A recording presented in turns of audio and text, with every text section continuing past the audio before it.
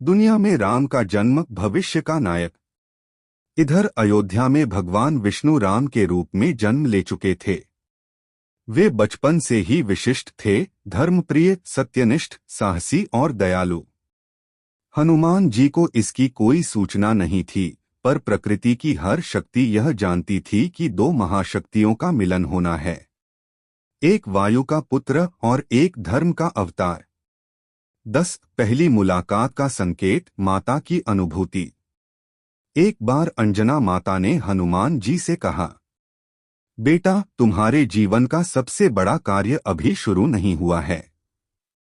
तुम एक ऐसे पुरुष की सेवा करने वाले हो जो धर्म का आधार होगा। हनुमान ने पूछा, माते, कौन है वह? अंजना मुस्कुराई, समय ही तुम्हें उससे मिलवाएगा। 11 सुग्रीव के आश्रित बनना। परिस्थितियों ने करवट ली। किष्किंधा में जब वैराग्य और संघर्ष की स्थिति पैदा हुई, तब हनुमान जी सुग्रीव के साथ रहने लगे।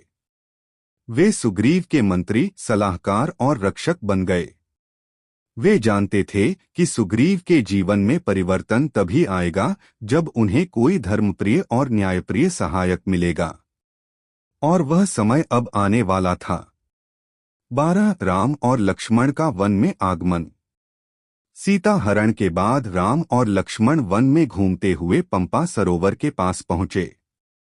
वे थके, दुखी और पत्नी के वियोग से व्याकुल थे। हनुमान जी पवन वेग से उनकी ओर खींचने लगे, जैसे कोई लौ से दिया, जैसे कोई नदी से सागर। वैसे ही हनुमान जी का हृदय प्रभु राम की ओर खींचता जा रहा था। उन्होंने सोचा, ये कौन दो तेजस्वी राजकुमार हैं? इनसे ऐसा दिव्य आकर्षण क्यों है? 13 पहली भेंट, जीवन का उद्देश्य प्रकट हुआ। हनुमान जी ने ब्राह्मण का वेश धारण किया और राम लक्ष्मण के समीप पहुंचे।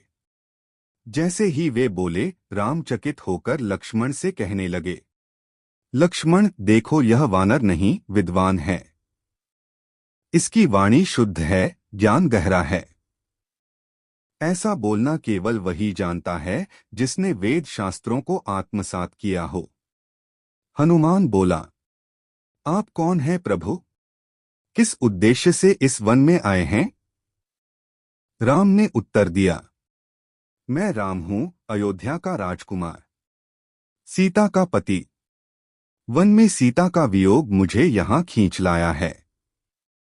यह सुनते ही हनुमान जी का हृदय कांप उठा। उन्होंने तुरंत अपना भेष त्याग कर चरणों में गिरते हुए कहा, प्रभु, मेरी आंखें धन्य हो गईं। मेरा जीवन अब सार्थक हुआ। मैं आपका दास हूं, सदैव सर्वदा, जन्म